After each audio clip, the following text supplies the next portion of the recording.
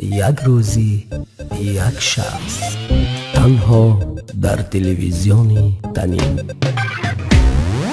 درود بینندگان گرامی، میگویند که هر صنعتکار توسط سرودهای خویش به مخلصان راز دل بیان میکند.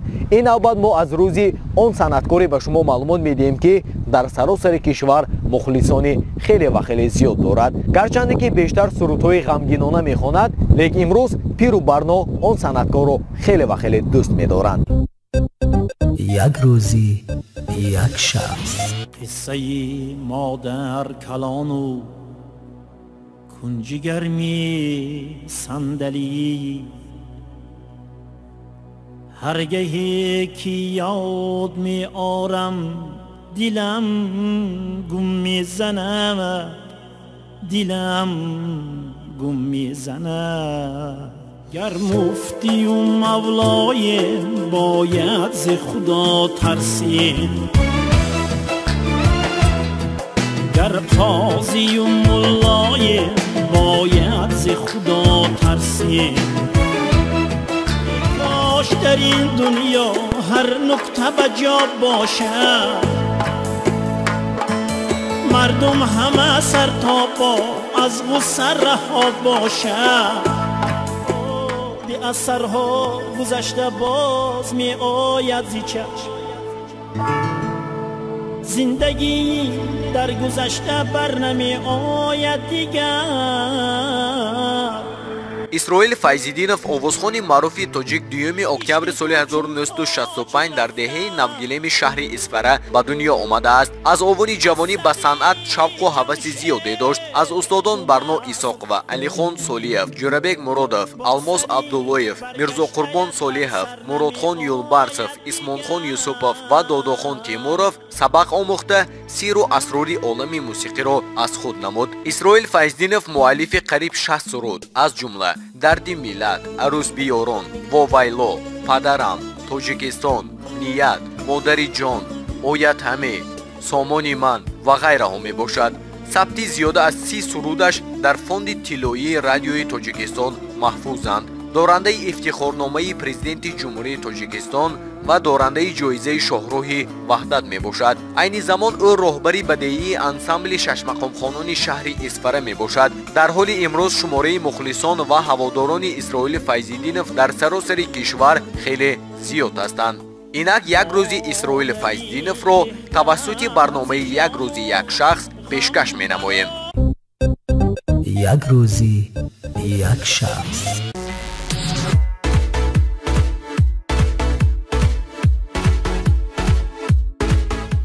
دوستان عزیز، ما از شهر خوجانی باسانی صبح باروقت حاضر شدیم به شهر اسفاره، تنها و تنها با یک مقصد که نباشد از یک روزی استاد صنعت تاجیک اسرائیل جان فیض‌الدینов معلومات گیریم. دوستان عزیز، از برنامه ما دور نروید.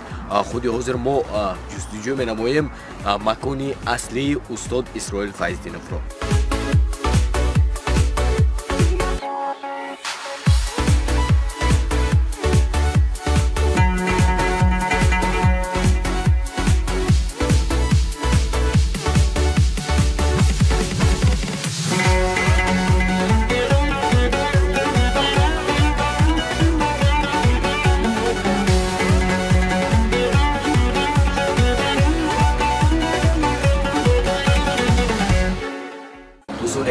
بنا با گفته اون کودکان اینجا خانه اسرائیل فیض‌الدینov است، استاد صنعت تاجیک. السلام علیکم. جان شما درست می نمسید موضوع نشده.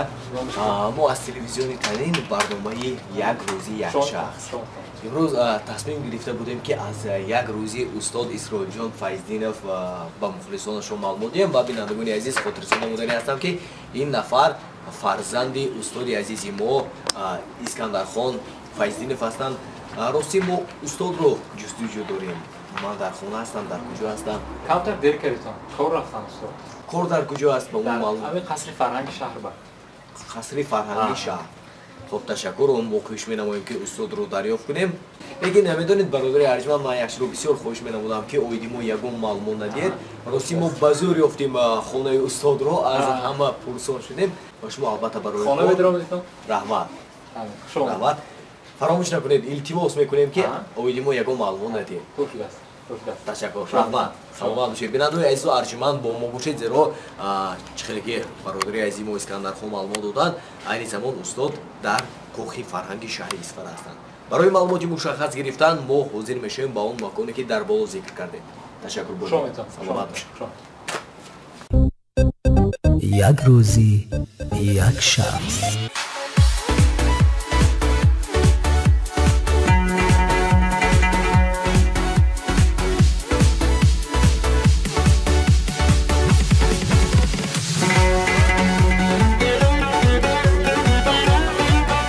بینندگان گرامی ما حاضر شدیم با کوخی فرهنگی شهر اصفهان و تا باشد ما در جستجوی استاد اسرائیل جان فیضدینов هستیم. با ما اطلاع دادند که استاد در همین مکان هستند و چون دیده ایستادیم در درآمدگاه کوخی فرهنگ چند نفران بین هم معاشرت نموده ایستادند. بیایید از اینها پرسا میشیم که استاد آیا در اختن هم در این مکان قرار دارند یا نه. رفتیم. السلام علیکم. استاد السلام علیکم. شما ناز درست؟ السلام علیکم. شما ناز؟ السلام علیکم. شما ناز درست؟ ما از شهر خوجند از تلویزیون تنین از برنامه یک روز یک شخص تشکر می‌کنم. ما اسرائیل جان فیضدینов رو جستجو داریم. استاد صنعت رو آیا شما میدونید که در کجا هستند؟ اصلا استاد هنرپیشه خلقی تاجیکستان اسرائیل جان فیضدینov در قصر فرهنگ شهر به وظیفه راهبری یک شعبه خلقی کار میکنند و پس از چند لحظه باید که به همین جای کاریشان حاضر شوند. یعنی تا حال حاضر نشدند؟ حاضر با ما فرزندشون اسکندر خان معلومات دادند که در کوخی فرهنگ هستند لیکن شاید در راه باشند و تا آمدنی آن نفر ما میخواستیم با شمایان لحظه هم صحبت شویم. اجازت است؟ تشکر.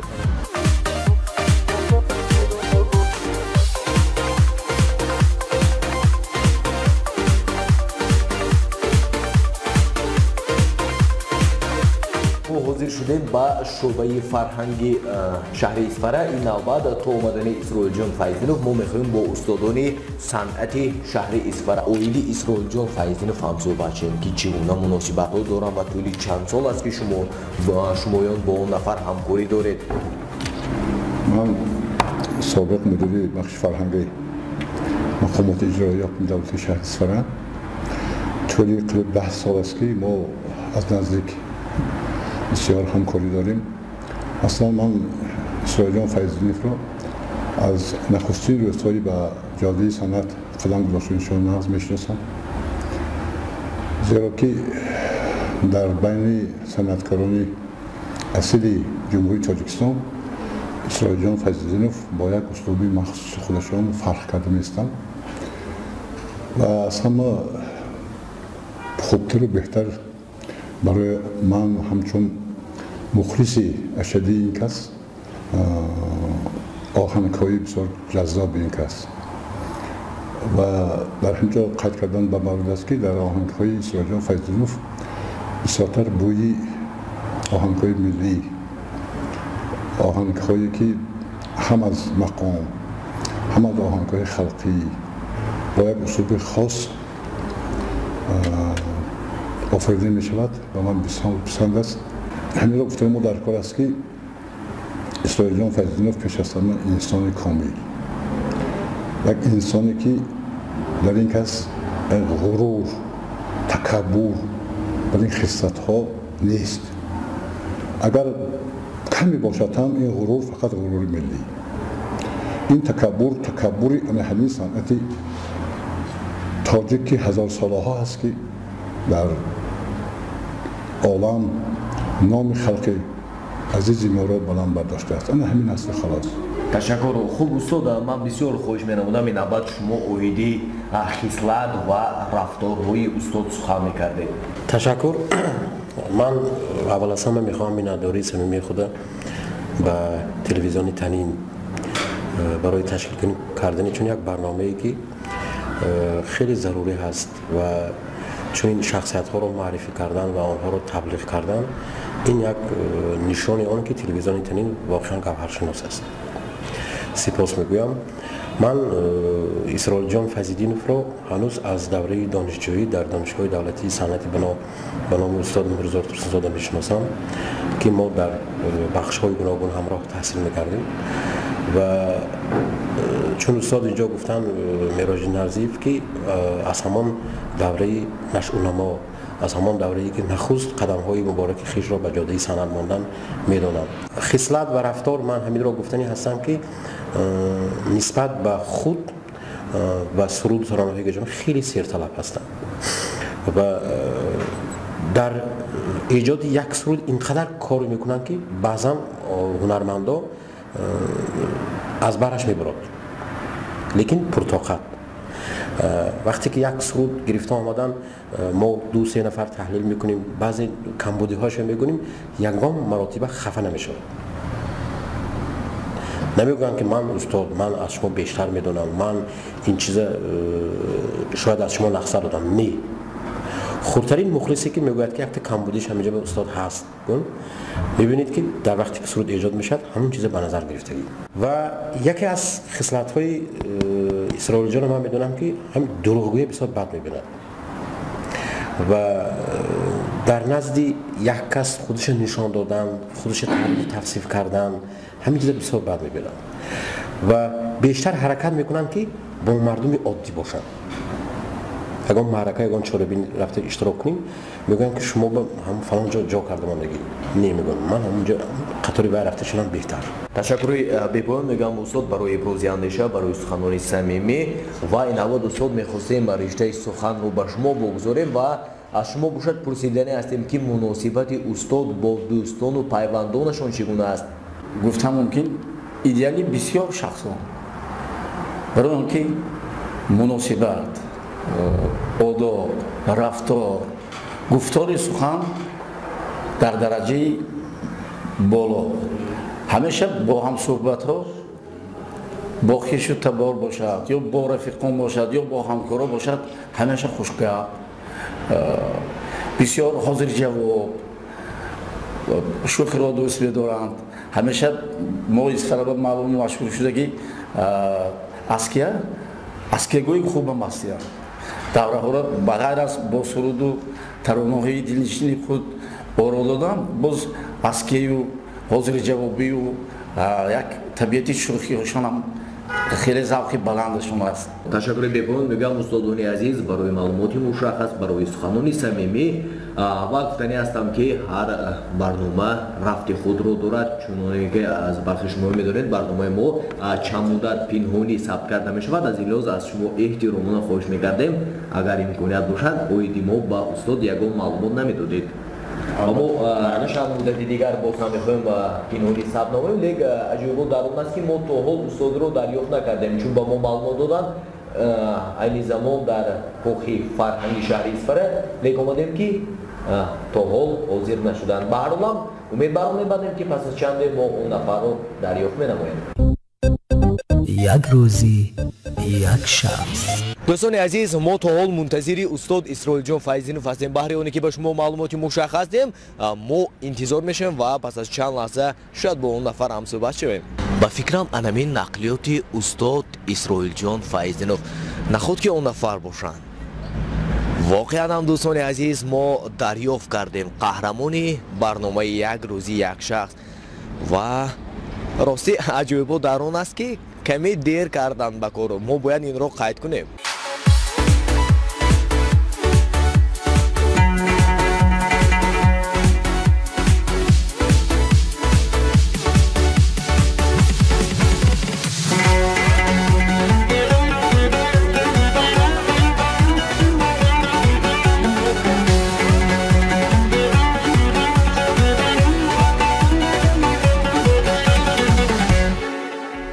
دوستان عزیز دیدید همکاران استاد رو پذیرفتن یعنی قبول کردن مناسبت در سطح اعلی است و ما البته احسن میگیم.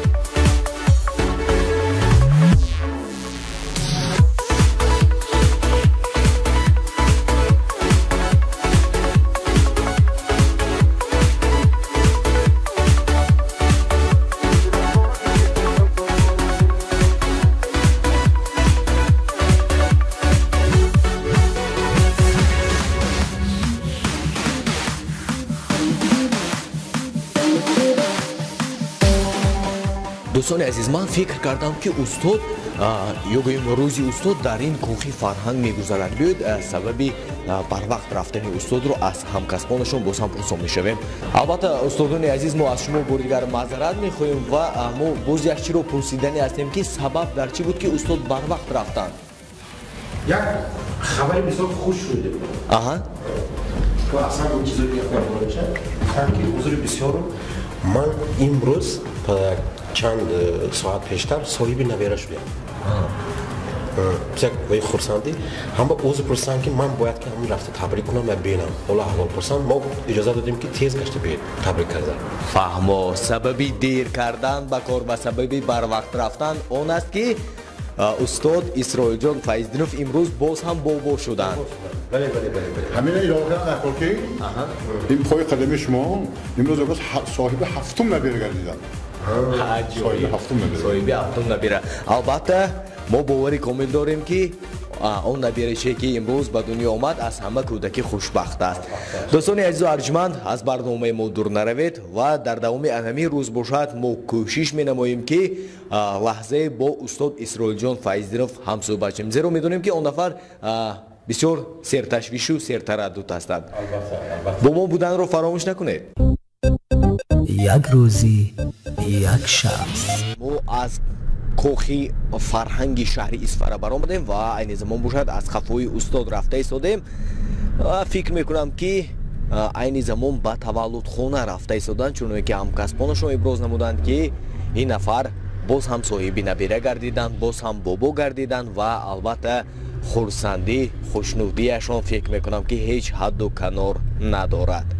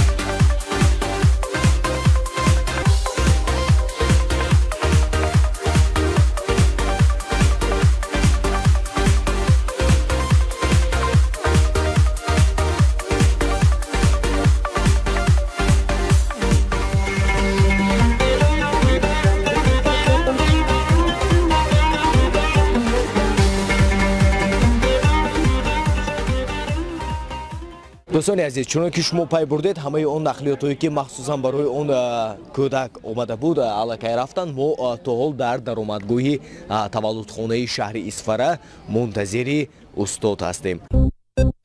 یک روزی یک شب. سلام علیکم استاد جان، شما درست مانده نشده از تلویزیون تنین برنامه یک روزی یک شب امروز امروز تصمیم گرفتیم که از یک روزی شما با مخلصانتون معلومات دین. سر اول مبارک باشد. رحمت باخبر شدید؟ بله خبردار شدیم. از تشویش شما هم خبردار هستیم، لیکن به هر حال فکر میکنم که مخلصانتون به صبرانه میخوان از یک روزی شما معلومات بگیرن. سلامت باشید.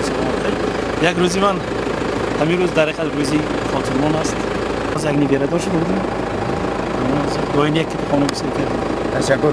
در یک روزی خاطرمان ما هم حاضر شدیم. البته با پای قدم شما. تشکری ببار. استاد با اجازه شما می‌خواستیم برنامه رو بیرون اومدیم. مرحبا. شما رو من به خبر موندم که اومده بودید تا من راستی ما استاد از صبح شما رو پنهانی ثبت کرده ایستادیم. از این لحاظ از شما معذرت می‌خوایم. از آخر من بسیار نگشته آخه. نه اونقدر زیاد. سلامت باشید. سلامت باشید. خوبه خدمت کنیم. می‌خوایم همراه شما باشیم. مرحبا. یک روزی یک شب. ما باوری کامل داریم که امروز шодиву хурсандии шумо ҳеҷ ҳадду канор надорад. То ҷои мо маълумот гирифтем ин ҳафтумин набираи шумо аст, наметавр? албатта шукри худо шукр ҳафтумин набира. албатта устоди азиз, аз номи кулли кормандони телевизиони танин мо шуморо сидқан шод бош менамоем ва орзу мекунем, таманно мекунем ки бигзор он кӯдаке ки имрӯз ба дунё омад ба мисли бобояш номбардори фарҳангу миллати тоҷикон бошад. Ташаккур. Рости гап, ман дар ҳайратам бехабар мондам ки шумо омадедтон. Лекин ин пои қадами шумо, пои қадами телевизиони танин аст ки номаши дар рӯзи хурсандии оилавии мо ҳузур доритон. Ташаккури бепоён устод барои суханони самимӣ ва мегуфтед ки худи ҳозир мо ба куҷо рафта истодем? Соат ҳам 2 шуд, Маҳмудхон. Як пило чой, агар иҷозат бошад, мерим як пило чой қадамро менӯшем, суҳбат давом медиҳем. ҳамаи чиз бошкамсири мегӯд ку. Агар иҷозат чӣ бошад, ҳамроҳ рафта як пило чой менӯшем. Ташаккури бепоён мегӯям. устод умуман мегуфтед ки шумо боре ҳам ин барномаи як рӯзи як шахсро тамошо кардаед ва фикри шумо оиди ин барнома? Не, ман тамошо кардагӣ ҳастам. Ман фикрам медонед дар чи аст? Ман бисёр хурсанд шудам ки бо устоди бузург Ҷӯрбаи Муродов, устоди санъат ман суҳбат шудитон. Бисёр хурсанд шудам, чунки бо шахсиятҳои маъруф, бо шахсиятҳое ки дар ҳақиқат барои миллат, барои санъати миллат саҳмгузор ҳастанд, ҳамсуҳбат шудани шумо боиси нигоҳи ман ба телевизиони танин ва барномаи шумо боз ман зиёдтар шуд, ихлосам зиёдтар шуд. ва барои ман ҳар як барномаашро тамошо мекунам, писанди ман аст. ин медонед такко медиҳад барои он оянда санъаткорое ки санъаткор шудани ҳастанд, роҳи санъатро пеш мегиранд. ин як бисёр мактаби чӣ аст? мумкин бисёриҳо ният мекунанд ки ба ҷодои санъат ба ин ё он марра расанд, ба ин ё чӣ расанд, мисол ҳамсӯҳбати шумо бошанд, ҳамсӯҳбати телевизион бошанд. ин ҳам барои ояндаи миллат, фарҳанги миллат бисёр меҳнати шумо ҳам бисёр нағз аст. ман бисёр тарафдори ин барномаҳо ҳастам. ин пандомез ҳам аст. он наврасоне ки ин ҷодои санъат ба қадам мегузоранд, мумкин аз сад гуфтаҳои мо 10-20 қабул мекунанд, оянда барои кӯмак мешавад нисбати ба ҷодои санъат қадам гузошташон. ва ниҳоят барои халқи азизи худом ҳам як барномаи аҷоиб аст ки аз ҳолу аҳволи пушти пардагии ҳар як санъаткор, зиндагии ҳар як санъаткор бемуболиға, бесохтакорӣ шинос мешавад. ман ҳамин чизро худам дӯст медорам ки ҳар як чизи санъаткор набояд сохтакор бошад. он чӣ ки ҳаст бояд ба халқ нишон дода тавонад чикор кунад. ман ин барномаатон ростига писанди ман аст. ташаккур мегӯям устод барои суханони самимӣ ва мақсади албатта ташкил гардидани ин барнома ин пеш аз ҳама дар он аст ки чун мухлисон мегӯянд рӯзи ситораҳо, рӯзи санъаткорон, рӯзи чеҳраҳои шинохта ғайриоддӣ сипарӣ мегардад. мо мехоҳем инро намоиш диҳем ки оё дар ҳақиқатан ҳам ғайриоддӣ мегузарад ё на. агар ҳамин рӯз шумо аҳамият дода бошед бар ҳаёти ман, агар ҳамин ба фикрам шумо ҳамин сари ҳаминҷо бошед, агар аз ҳар як кори ҳам бохоҳ бошед, агар мумкин баҳо дода тавонистед ки бисёрҳо фикр мекунанд ки ин санъаткор шудан ё санъаткор ва ҳеҷ чӣ нест. бовар кунед ҳамин вақт ёфта ба оилаи худ ҳам нигоҳ кардан, меҳрубонӣ кардан, чӣ кардан барои мо бисёр мушкил аст. шахсан барои ман ҳар як вақти ман ҷудо шудагист ки ман бояд ҳамин соатда фалон коре кунам, бояд ин кор кунам, пагоҳ бояд дар кадом шаҳр бошам ё чӣ бошад. ин ҳаёти мо ҳамин хел аст, мушкили худро дорад.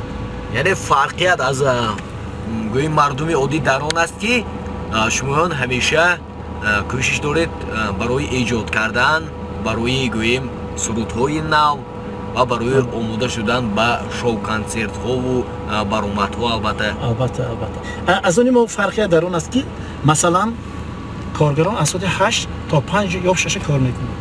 ани мо соат надорад. фаҳмидед? ҷош мебиёд ки шаб то рӯза меҳнат, ҷош мебиёд ки тамом рӯз хоб мекунем, ҷош мебиёд ки 24 соат 36 соат меҳнат мекунем. ин ҳаёти санъаткор худаш ҳамин аст. як рӯзи як шахс. маҳмудхон омадем камтар як пило чой менӯшем ва суҳбат давом медиҳем. майлаш.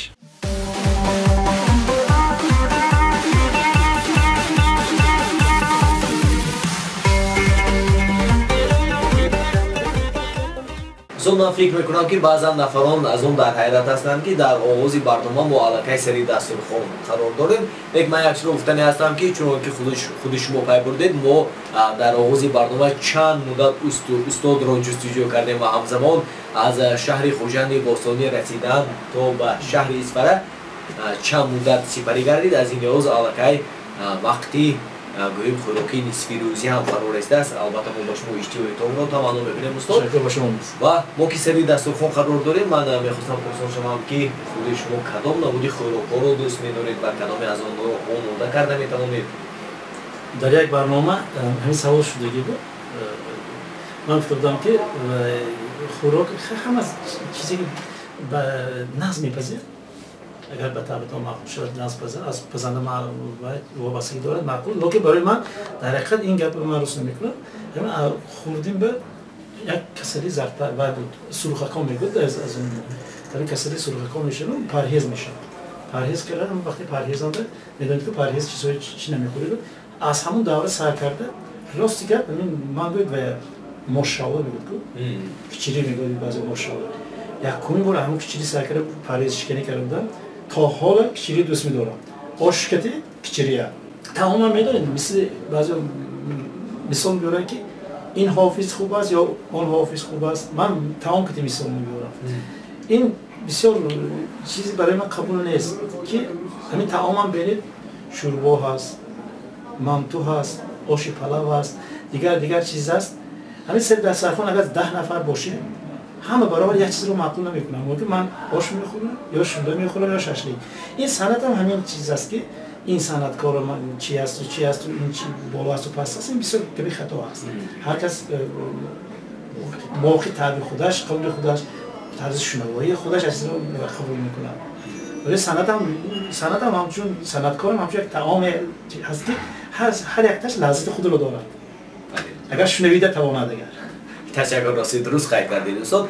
و امروز میگفتید که شما از یگان نمودی خوراک‌ها پرهیز دارید برای گوییم شکستنی آواز باشد، برای فورمی آواز، البته برای هر صنعتکار آواز این البته مهم است. این مهم است برای اون صنعتکاری که زنده میخونه. راستیگر من بسیار خندم میگیرد در بسیار معرکه‌ها صنعتکارا بی‌نهایت بسیار شدن.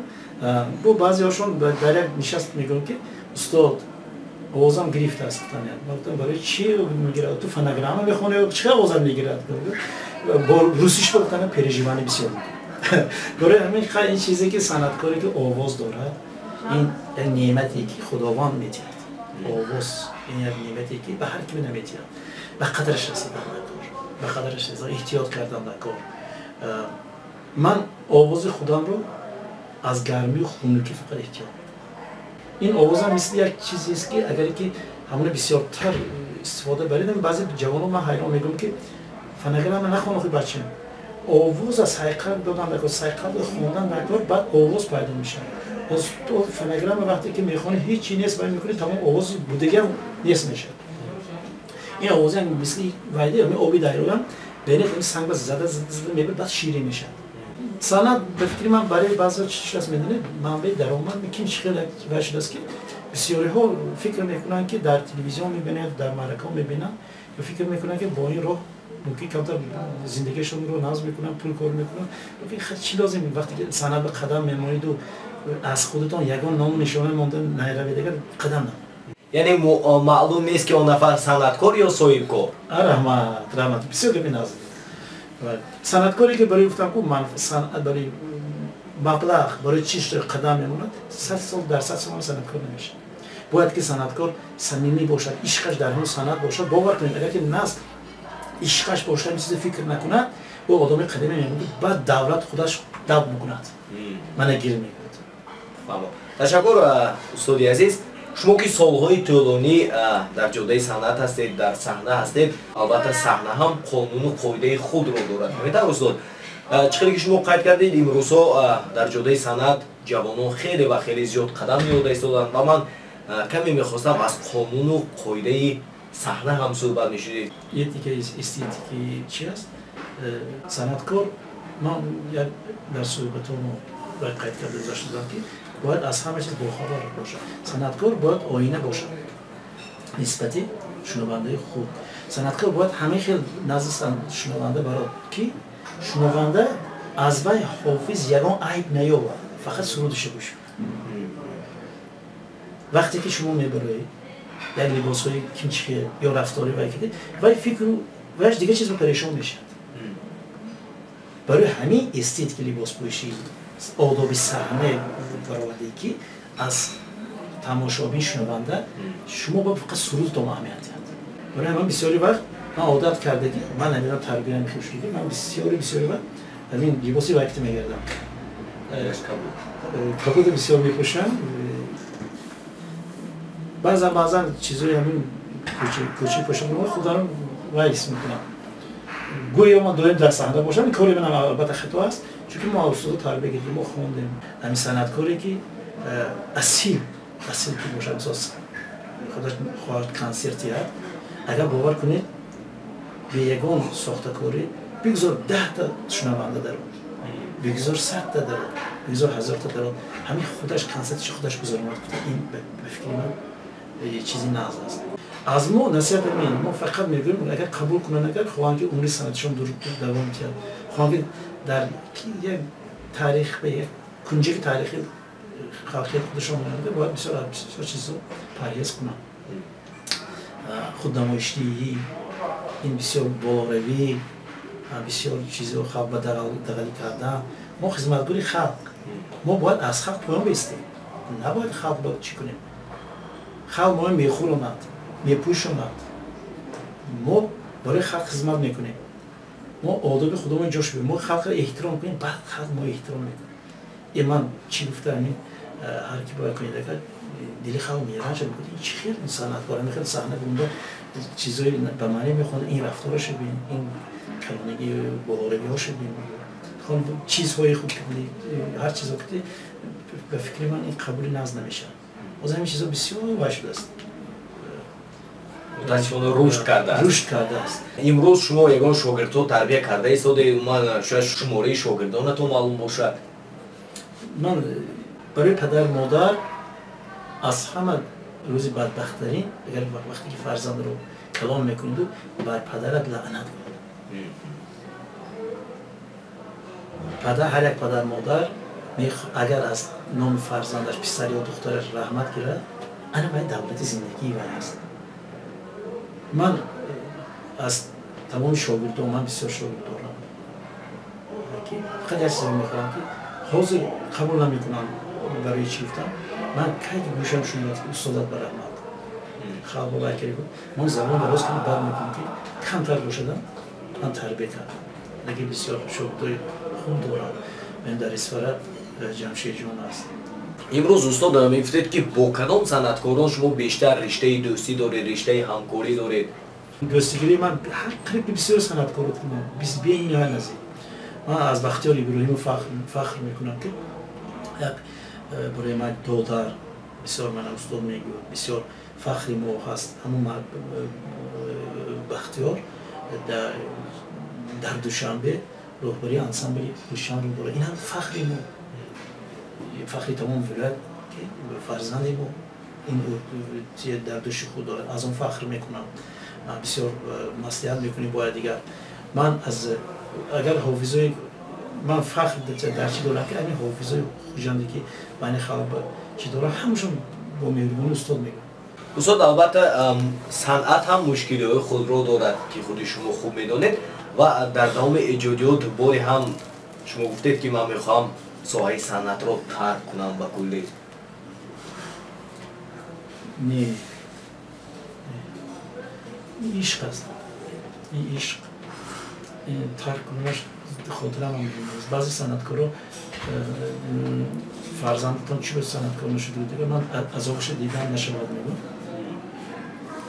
من در صنعت خیلی کدام کار آسانش است کدام کار آسان اگر گویید همین کار آسان گویید هر یک کار مشکلی شد هم توقعت کردن در کار یک روزی یک شخص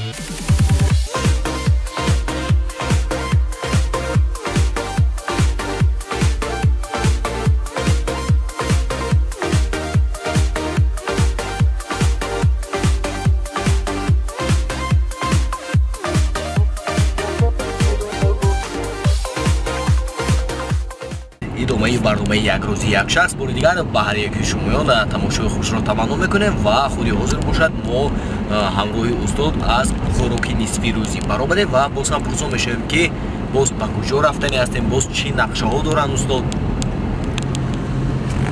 محمود خان بار دیگر خوش آمدید تو. ما عرف و عادت تاجیکانه ما همین است که ما میخوایم که درگاه ما رو بریم، درگاه ما شناس شویم و در کجا زندگی میکنم، در کجا بالایی رسیدم. خیلی با خانه فیضش دیگر است.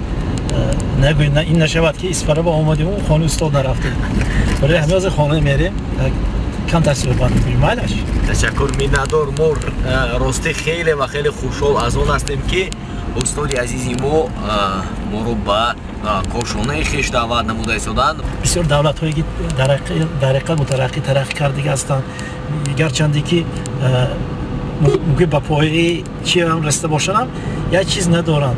وقتی که مهمان میرد به خانه خود دعوت نمیکنن، گویا و طرز دیگری خیلی حیات زندگی باشد. لیکن ما از همه چیزی همین که وقتی که میگم که پیش از مهمان آمدن به درگاه رزقش میبیاد، همین چیز به ما عادت کرده هستیم. خیلی خانه برای کی میسازید، درگاه برای کی میسازید وقتی که اگر هیچ کس نبیاید؟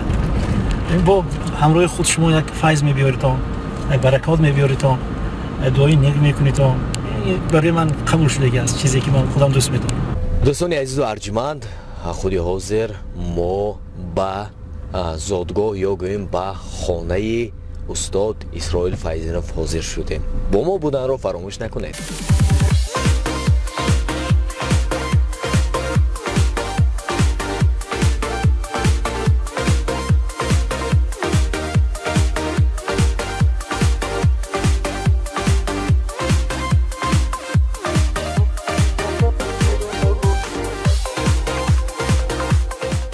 محمود خان خوش آمدید.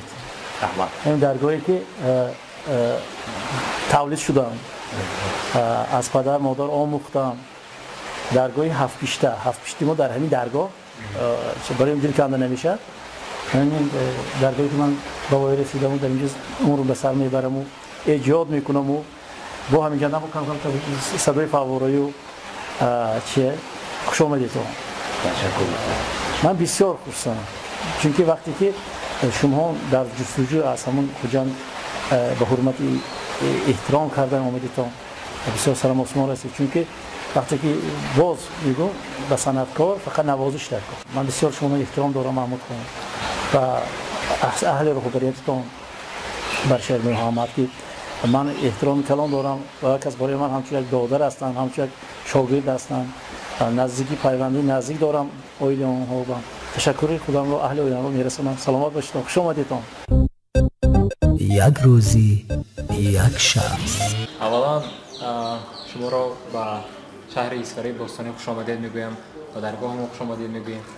بسیار هم مخلصی همیشگی تلویزیونی تعیینی برنامه های شما هستیم. بعدا سخن که درباره پدری من، این شخص هم استادی من هم هستند که میرود. در شخصیت این شخص چی گفتنی هستند؟ بسیار مردی خاکسار هستند، هم در زندگی هم در صنعت بسیار سختگیر هستند. اما وقت به ما با فرزندان تاکید میکنند که در پی آموزش باشیم، در صنعت، در پی ایجادیات، در پی کسب و کار. خیر افتخار ما هستند. تشکر. امروز ما پای برده ایستادیم که شما هم در جاده صنعت قدم نهاده ایستادید. میگفتید که آیا استاد شما رو مجبور کرده ایستادن یا شما از صنعت استاد الهام گرفته ایستادید؟ بله، همین خیلی هست. من خود ختم کرده دانشگاه تکنولوژی تاجیکستان اختصاصی منیجمنت مارکتینگ ختم کردم. لیکن همین کسب پدر بود که از خودی دیده هوس میکردیم، از خداوند آرزو میکردیم که این کسب رو با ما هم آموزیم. من شکرانه خدا است که 2 سال باز همراهی پدر در پهلوی پدر آموزش همین کسب، در پی آموزش همین کسب هستیم. از این خیلی خرسند هستم. من فخر دارم. کمک بیشتر در کدام حالت زود غضبی میشن، زود عصبی میشن استاد؟ اگر این کار فرمایانو در جایش اجرا نکنم، خب اینا بسیار در همه کار جدی هستن. همین گفتن اجرا کردن در کار. اگر کمتر که دیر شد غضبی میشن بسیار. یک روزی یک شخص.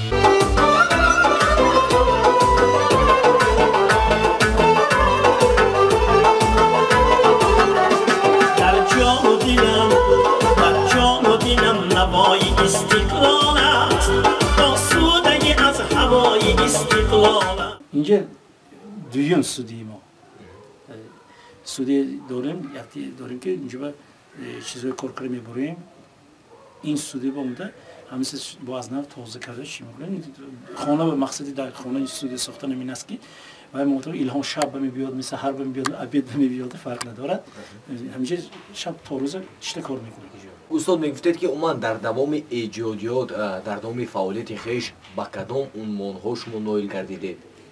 کسی که صافدلانه مهنت میکند با ملت خود خدمت میکند بی‌قصد نمیماند، از نظر غایب نمیماند. من در مسئله خودم همین چیز رو دیدم که هر چقدر مهنت میکنید این البته به نظر گرفته میشود. خیلی علاوه فرهنگ نشان سرسینگی بود وزارت فرهنگ داد و وقتی گرفتم با آدم یک قوت میتیاد که باز مهنت کردم و دعوت میکنم. سال 2000 در خاطر دارم که 2000 در فکرم در از خود از دست جناب عالی افتخارنامه حکومت جمهوری از دستشون گرفتم. باز یک روز بلند شدم که من مهنت کرده بودم.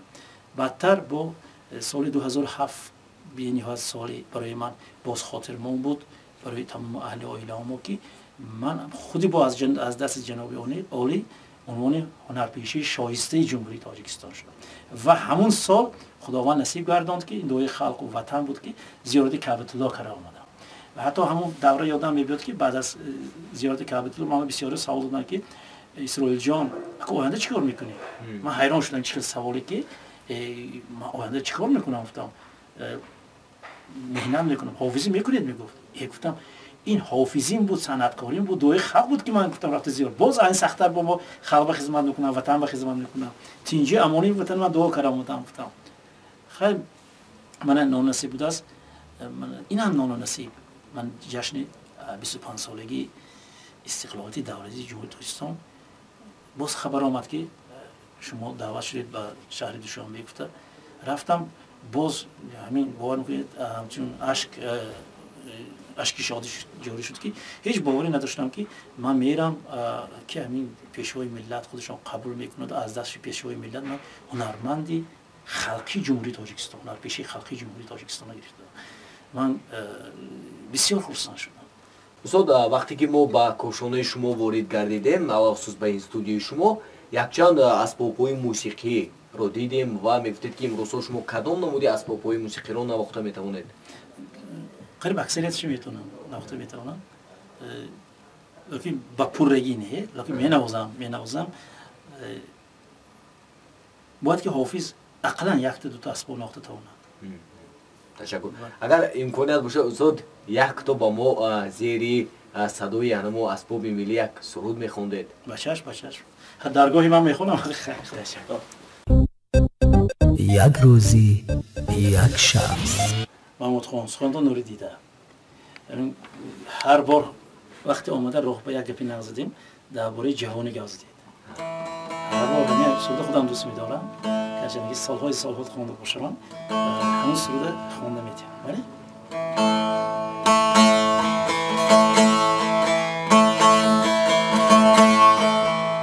اگر یابم جوانی دوباره تو را تنها تو را میخواهم و بس. اگر یابم جوانی دوباره تو را تنها تو را میخواهم و بس.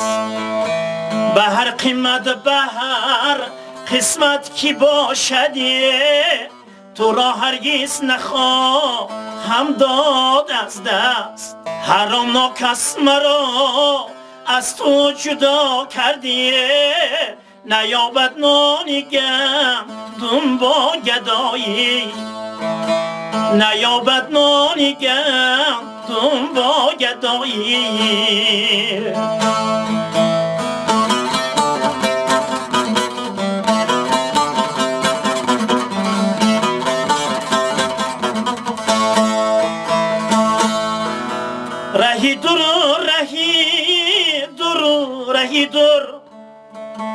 مرا از تو جدا کردن مجبور رهی دور رهی دور مرا از تو جدا کردن مجبور دلی ما را ندیدند و نخواندند الها چشمی بی ناشان شود کو اگر یابم جوانی دوباره تو را تنها تو را میخواهم و بس به هر قیمت به هر قسمت کی باشده تو را هرگز نخواهم داد از دست تو را هرگز نخواهم داد از دست آواز شیرین شما خسته نباشد استاد عزیز. آرزو میکنیم تمنا میکنیم که بگذار در صحنه تاجیک جوانان بیایند که به مثل شما نامبردار صنعت و فرهنگ تاجیکان باشند. احسن استاد. تشکر. من همین سرود هر بار میخوانم برای ینگتان میخوانم که اگر یابم جوانی دوباره تو را تنها تو را میخواهم بس چونکه میگن عائله سالم از زن خاندان بسیار وابسته کلان دارد. از زن مرد در کوچه است و زن در خانه تربیتگر است و ما هر چی شدیم پست و بلند شدیم از عائلتان وابسته است. برای همین عائله هم که به هر قیمت به هر قسمت کی باشد تو را هرگز نخواهم داد از دست. من با برابری خرسندی خودم به عائله هم می‌ندار که به یکی از پیشروی عائله فرزندای من برای پیشروی من سهم عائله من هم بینایت کلان پدر مادری بزرگم عائله هم به قول بعضی ها بسیار خود را از همه خوشبخت. استاد اگر معفی نباشد آیا شما دوست داشته عائله برپا نمودید؟ البته من عائله خودم رو دوست داشته خانه‌دار شده هستم.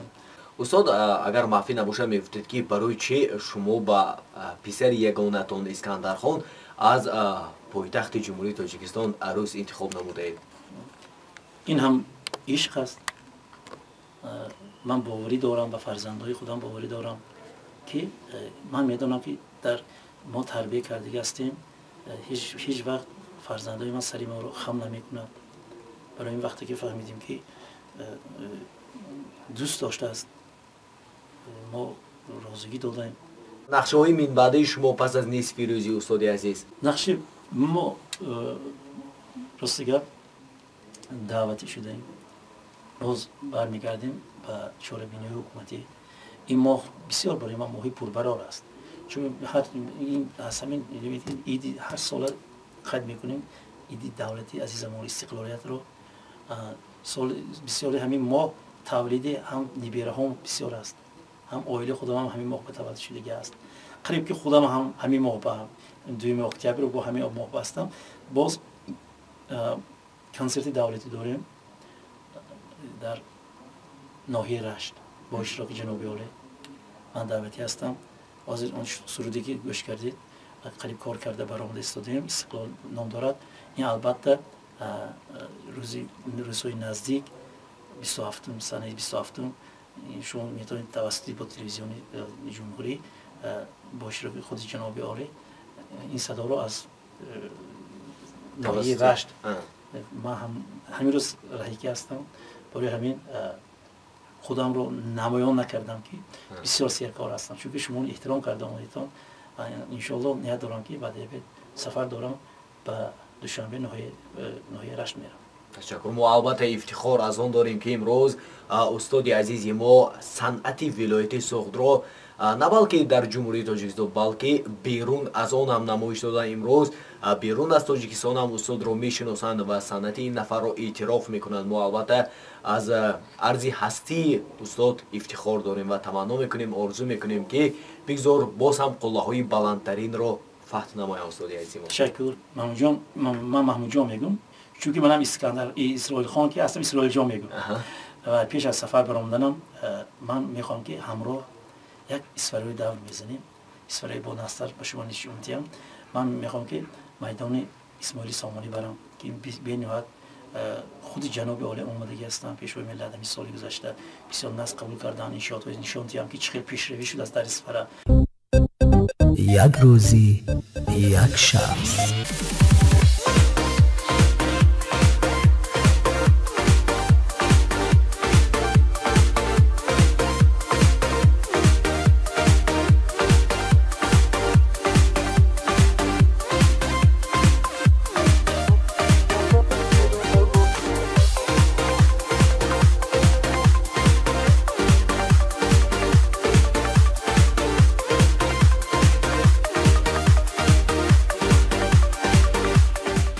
راستی گپ من اینجا بسیار خودم سیر و گشت میکنم وقتی که راهگردی میکنم همین ببینید این همش میوه استقلال است که در یگان گوشه خیال نبود که در همین جاها همین میدان میشد یا همین بناهایی که دیدوسید ما در میگفتن در دیگر در تلویزیون ها میدیدیم نیت میکردیم در یک اسفری کوچک یا در اسفری که در یک کنجه که تاجیکستان قرار دارد این خیلی چیزایی دیده به فکری من به هر یک ایجادکار الهام میبخشد. هر باره که پیشوای ملت اساسگذار صلح و وحدت ملی سخنرانی مینمایند ضمن سخنرانی خویش قید میکنند که آینده تاجیکستان در دست جوانان است و شما که استاد روزگار دیده هستید امروز از کار و رفتار جوانان شما قناعتمند هستید؟ بسیار سوالی که دادید عین مدعا است. من در سخنرانی پیشوای ملت این بسیار صدها مراتب تکرار میشد که آینده ملت در دست جوانان است. برای جوانان همه شرایط مهیا کردند. ببینید در تمام مکتب‌های میانه در تمام کامپیوتر کنندن مقصدی اساسی اون کس در آن است که البته آینده که در دست جوانان میماند جوانان باید باسواد تربیت یابند. تشکر بپایان میگم استاد. خلاصه ما فهمیدیم که شما باغ رو به حد و کنار دوست می‌دارید. البته من خودم چی دوست می‌دارم میدونید؟ ببین بلبل و گل میگم. من اگر اسفره کدام وقتی که اگر بیاید من میگم ماه اپریل مای میبینید و خانش بلبل میبینید وقتی گفتن گل چی باید که هر یک ایجادکار صنعتکار هم باید که همین چیزا رو دوست داره. اینجا اگر که سحری بر وقت بیاید بسیار عجایب الهام میبخشد. این گل ها شخصا برای من الهام بخش از همین چیزها یک چیزی میگیرم. بعداً میدونید هر بار که قدم میزنم راه میگردم میگم که همین در حقیقت ما باید هم هر یک ناز و نعمتی که ما در دست داریم ایجاد کنیم. ایجاد میکنم منبع الهام ایجاد من یک چیز تماشا کنم دیدم که خودش میبیاد ایجادیات. یعنی باید صنعتکار در کوچه های شهر گشت و گذار داشته باشد. باید صنعتکار از همه چیزی باخبر باشد. از آزادگی شهرشم باید صنعتکار این یک چیزی باید که باشد خلق را از عاقب خود راهی راستی به دعوت کند.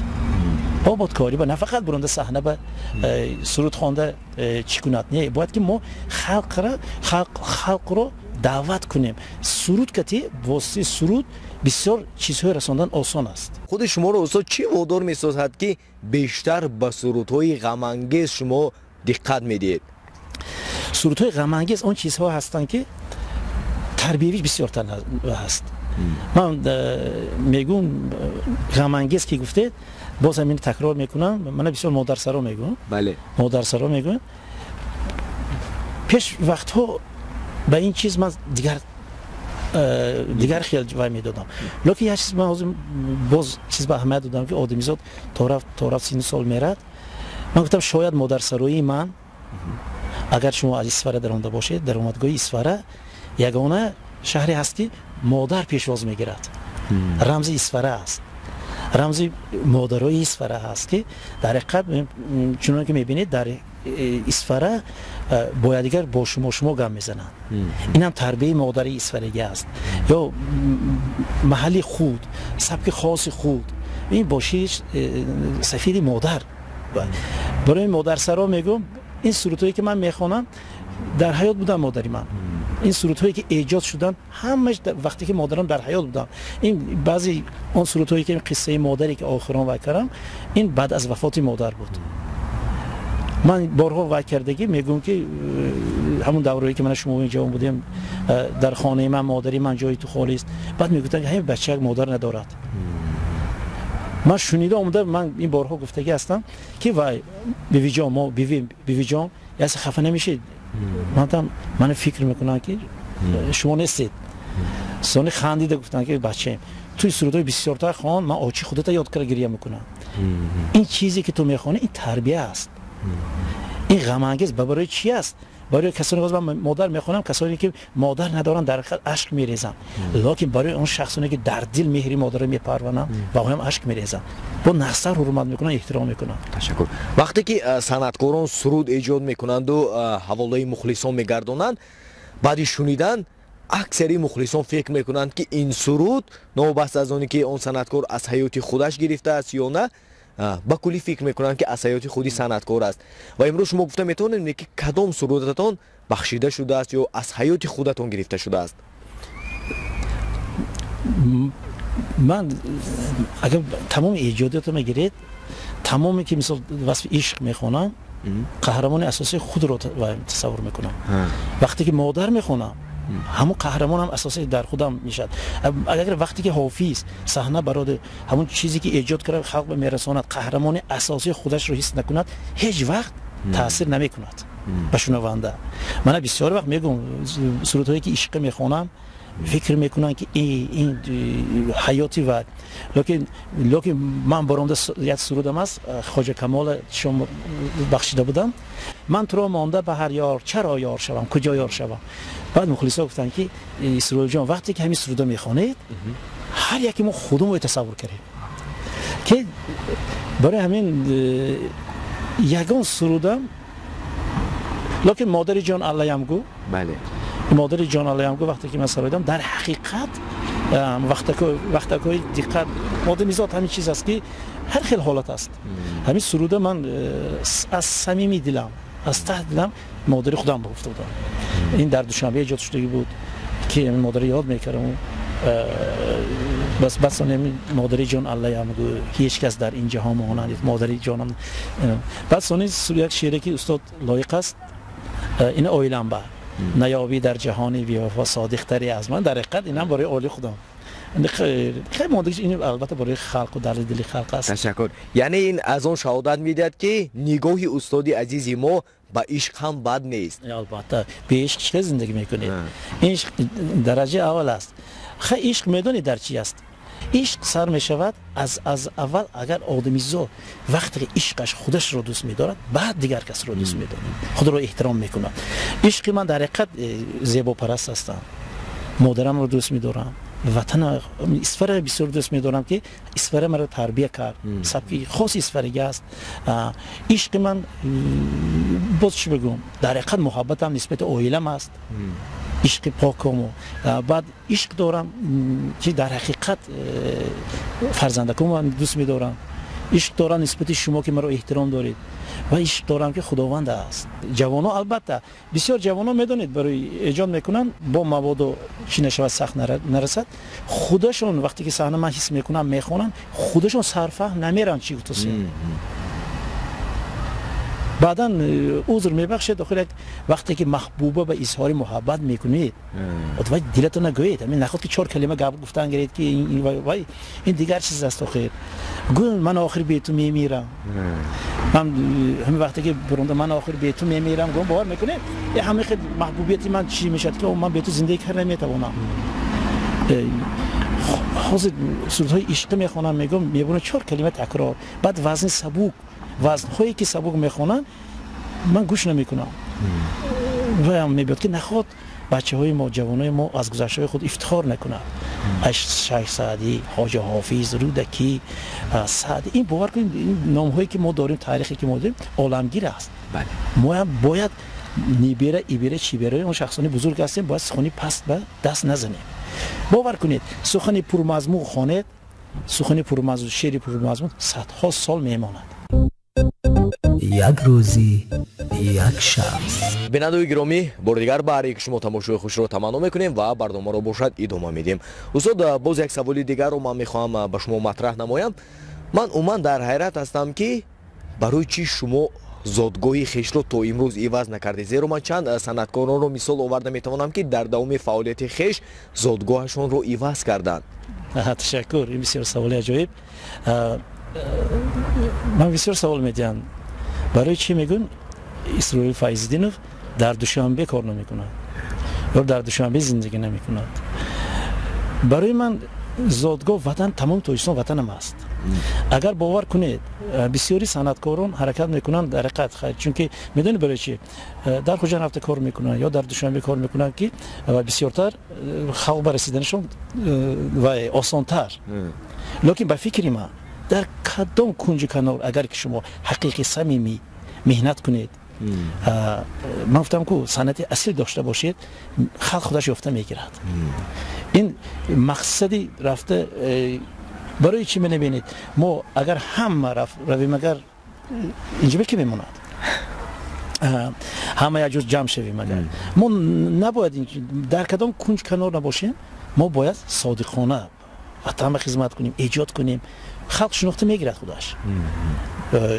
ва аз исфарами ё аз хуҷами аз қонибодам фарқ надорад. фақат чизи ман гуфтам ку ба чизи асли даст задан дар кор. 100 бораҳо телевизион бароед, 100 бораҳо шумо нишон диҳам. вақте ки шумо мантиқ надошта бошед, чизҳои паст хонда бошед, дили мардума ҷой гирифта наметавонед.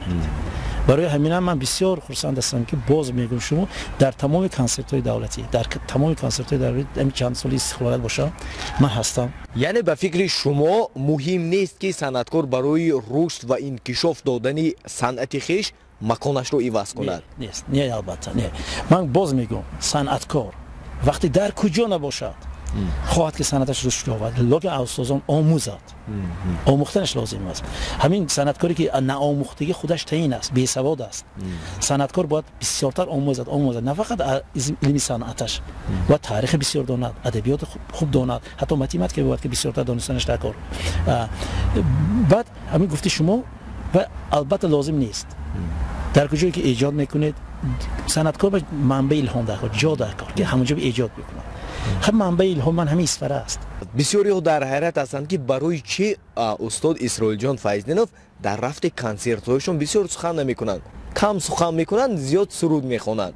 чун бархе аз санъаткорон як суруд мехонанд, каме сухан мекунанд, ду суруд мехонанд, каме сухан мекунанд. медонед ман худам сухан карданро дар суруд мебинам. میدونید برای چی ما حافظ هستیم، ما باید که سرود کتی خلق به سخن کنیم. خلق خودش فهمیده میگیرد که شما چی خونسازی چی معنی دارید. منم همین چیز ناز قبول نمیکنم وقتی که برونده یک سرود خونده جای سی سرود سخن میگویید چی میکنید وای میکنید، این برای من قبول شدگی نیست. خلق میدارد که سرود ما گوش کند، باید سرود گوش کند. سرود در بسیار معرکه ها من میبینم که بسیار حافظان معرکه میبینم 4 سرود خوندن نیمی معرکه سخن کتی. من میگم که خیلی برادرها خیلی این شما حافظ باید حافظتون کنید. من بسیار استاد دولت من خالف بسیار احترام میکنم با تمام وجودشون و شخص من حیران برای چی باشد که گرچندی که من در اسفر هستم، اون کس در دوشنبه در کلو هستم، اهل اویلشون خودشون همچون فرزند رو قبول میکنم، همچون فرزند، همچون نوازش میکنم. من از این باوری دارم که صدها بار باوری دارم که اگر صنعتی خوب داشته باشید نوابسته همه خوشمون ناز قبول میکنن. سخن گفتن در صحنه ممکن است، ممکن بعضی یک پرده دو پرده، لیکن رسالت من حافظ در صحنه با سرود خودم در مردم هم درون من بسیار اشتکشی بعد میبینم وقتی که صحنه میبراید اشتکشی یا مجبورن قرصک زنید و بعد میبینم. فقط مقصدی من که جوانای حاضره بسیار مسئولیت گیرن، خودسرانه تقلید کاری نکنن، برگزیدن که صنعت‌های بیگانه تقلید نکنن. آخر ما صنعتی که داریم دنیا اگر باور کنید همین علمی که 6 مقامی که ما داریم حالا این یک علم است. از اول همون برخوردار باشن باور کنید ایجادیاتشون ناز میشه، سخنگویشون اصلا که کمتر میشه.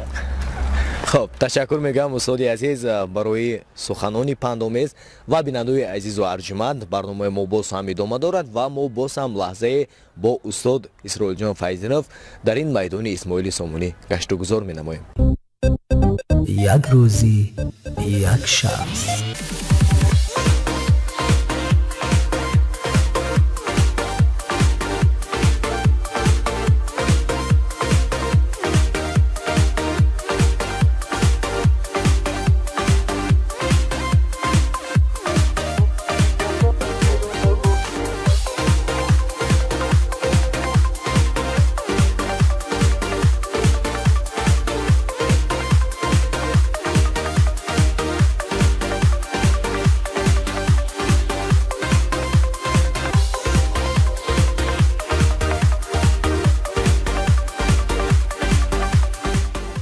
استاد عزیز تا جای ما فهمیدیم شما باغ رو به حد و کنار دوست می‌دارید و در برابر باغ باشد چیزهایی که شما خیلی و خیلی دوست می‌دارید باز سخن خوب رو از همه چیز دوست می‌داشته که می‌دونید چی نگاه گرم رو وقتی که البته باغ رو دوست می‌دارم مادر رو دوست می‌دارم وطن رو دوست می‌دارم عائله‌ام رو دوست می‌دارم همه نزدیکانم رو من گفتم که دوست می‌دارم لیکن از همه برای من با شیرین‌تر آن است که باید چیز من ایجاد میکنم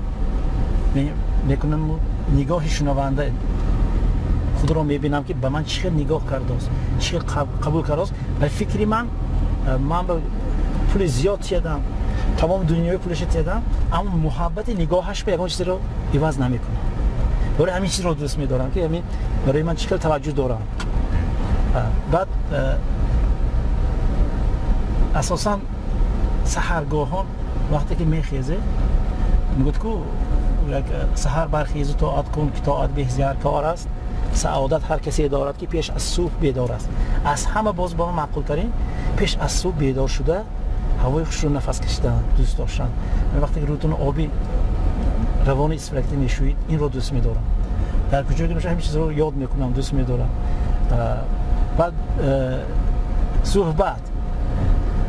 صحبتی با شخصانی که با معرفت هستند از تاریخ باخبر هستند اگر باور کنید یک سوت که اگر صحبت کنم از واقعا یک چیز آموزم همتی کیفیت میبرم که خود رو همون روزم رو از همون روزی بهتری میگیرم این رو دوست میدارم سوری ماشین سواری دوست میدارم من یگان کسبم رولی ماشین رو چی نمیکنم خودم ماشین هایی میگم بعضی میگن که همین بچه‌تون که بسیار میگردید چی به اسکندر ماشین هایی نمیگو من نمیدونم خودم اینو دوست میدونم فهمم استاد یک سرودی خیلی و خیلی عجایب دارید البته مخلصانی سرشمار دارد آن سرود اوه من بچه بودم و میگفتید که آیا شما امروز آوانی جوانی آوانی کودکی خیش رو در یاد دارید کدام لحظه های خاطرمان بودند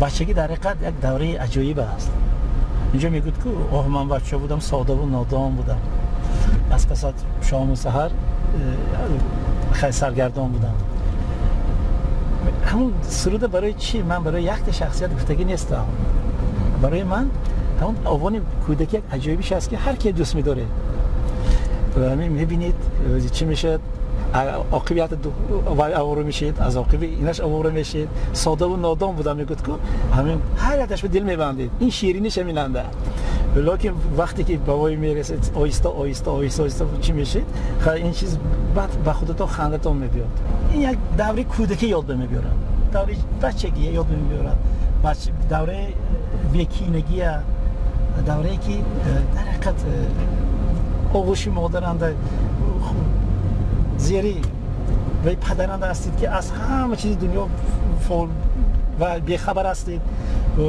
شما فکر میکنید که این تا آخر عمرتان همین حالت میره لیکن همون دوره شیرینی کودکی بچگی اون نوازش مادر و دستگرمی پدر که میگذشته است هر بار که سرود خونم البته نه فقط من بچگی خودم یا یکم دوست داشتن یکم دختر نه پدر مادرم یادم میاد نازکنی ها یادم میاد تشکر بپایان استاد میگفتید که استاد شما بیشتر در کدام حالت ها زودتر غضبی میشوید از جهت صنعت اگر گیرید اگر صنعت بگم همچون صنعتکار کدام غضب میشد اینش راستی گپ همین است که وقتی که بچه‌های ما صنعتکارای ما در اونجا میبینیم یا در تلویزیون در رادیو میشنویم که در یک آهنگ بیگانه میگیرن سرود میخونن و صنعت بیگانه تقلید میکنن این در حقیقت غضب من میاد حتی ما تلویزیون خاموش میکنم نبینم میگم غضبم میاد قهرم میاد یک روزی یک شخص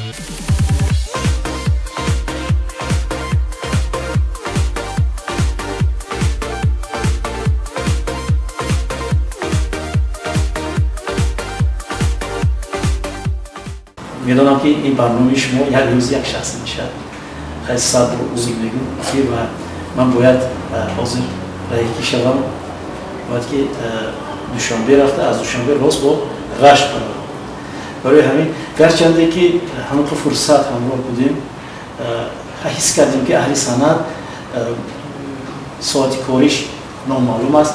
بعضی وقت میشد که یک ساعتی ما 10 ساعت باز می‌باید میشه. تو اگر فرصتی من فرق کنیم باشید یکان چیز به وقتی ما شد حتی هم یک پیاله چای به بازار شما من التماس کردم یک پیاله چای با هم صحبت کردیم. برای هم اگر ما چیزی نباشتم میریم از نام اهل ولایت از نام اهل شمایان رفته همه مردم رو بار دیگر تبریک میکنم. درگاهی ما خوش آمدید هر باری که یعنی درگاه رو برید اسفره بیایید نور تاج سر ما بسیار پسند هستم به هر کارمندان تنی سربلند آرزو میکنم و خلاصه برای تماشابینانی که تنی را دوست میدارم برای تاجیکان عزیز در این مبین مبارک استقلالیت تنصیتی آرزو میکنم و بگذار با ما باشم. تشکر میگم استاد عزیز برای سخنانی صمیمی. گرچند که ما در مدت کوتاه همراه شما بودیم فکر میکنم که مخلصان شما توانستند که میباشد هم معلومات گیرند از یک روزی شما که صنعتور اصیل هستید همیشه در خدمت مردم در فرجام البته از نام کلی کارمندان تلویزیون تنین با شما قله‌های بلندترین صنعت را خواهان هستیم.